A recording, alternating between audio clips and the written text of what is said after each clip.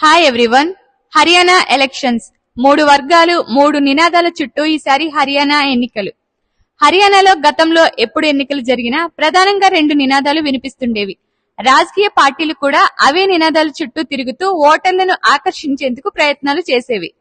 కానీ ఈసారి ఎన్నికల్లో మరో నినాదం కూడా వీటితో పాటు చేరింది.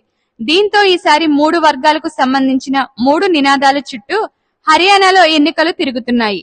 దీంతో ఈ 3 నినాదాలు ఎవరిని ఏ స్థాయిలో ముంచబోతున్నాయనే చర్చ సాగుతుంది. ఈసారి హర్యానా అసెంబ్లీ ఎన్నికల్లో ప్రధానంగా 3 వర్గాల సమస్యల ఫలితాలను తేల్చబోతున్నాయి. ఇందులో రైతులు, సైనికులు, రైజర్లు ఈ 3 వర్గాలకు గత 5 ఏళ్లలో ఒక్కోటి చొప్పున మొత్తం 3 సమస్యలు ఎదురయ్యాయి.